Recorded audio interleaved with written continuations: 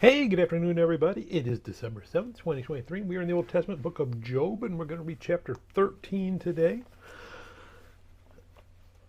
All right, so we're going to stick with Job, and I guess we kind of stopped right in the middle of the speech he was making. We've got his three friends. His three friends making that simple argument, well, God hates sin. If God is punishing you, you sin. If something bad is happening to you, you must have sinned. God is punishing you. Very simple. Has some truth to it. God hates sin. God can't abide sin. God is going to destroy the sinful. Doesn't quite go far enough, because that kind of implies that if we have sin in us, then God created us to destroy us, which isn't true. And that kind of goes to where Job is saying, well, no, God is sovereign. So it's not about the sin, it's about God's sovereignty.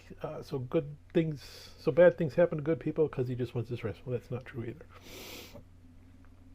So both sides are making almost right arguments, but in their they don't go far enough to the right. They're pointing themselves to the wrong conclusions.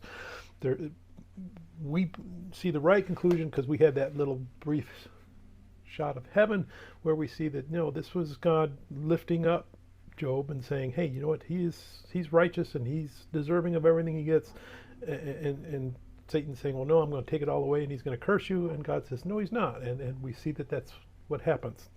Satan takes everything away. Job does not curse God. God was right. So this is actually about lifting Job up and not punishing him.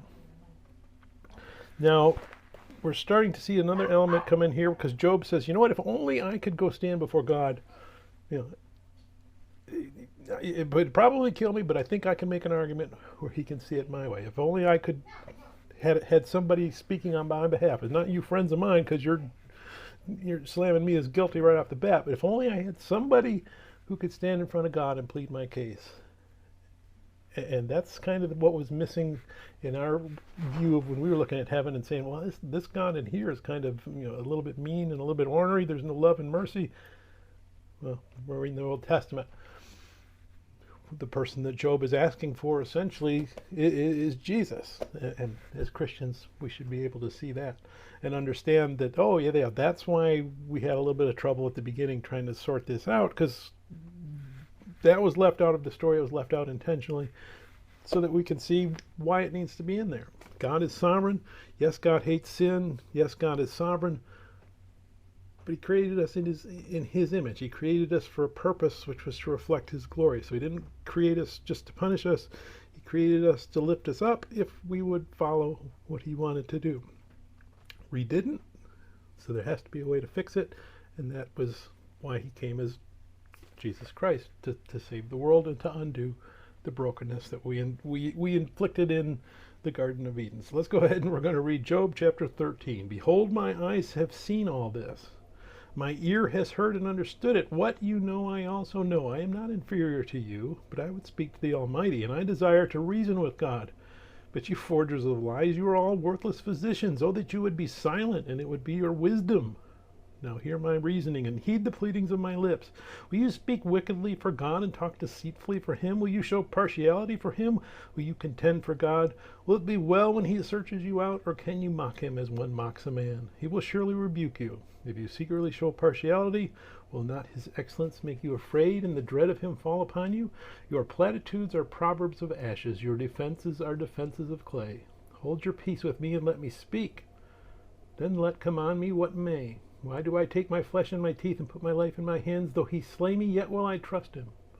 Even so I will defend my own ways before him. He shall also be my salvation, for a hypocrite could not come before him. Listen carefully to my speech and to my declaration with your ears. See now, I have prepared my case. I know that I shall be vindicated. Who is he who will contend with me? If now I hold my tongue, I perish. Only two things do not do to me. Then I will not hide myself from you. Withdraw your hand far from me, and let not the dread of you make me afraid. Then call, and I will answer. Or let me speak, then you respond to me. How many are my iniquities and sins? Make me know my transgression and my sin. Why do you hide your face and regard me as your enemy? Will you frighten a leaf driven to and fro, and will you pursue dry stubble? For you write bitter things against me, and make me inherit the iniquities of my youth. You put my feet in the stocks and watch closely all my paths. You set a limit for the soles of my feet. Man decays like a rotten thing, like a garment that is moth-eaten. May God bless the reading of his word. May God bless you. Bye.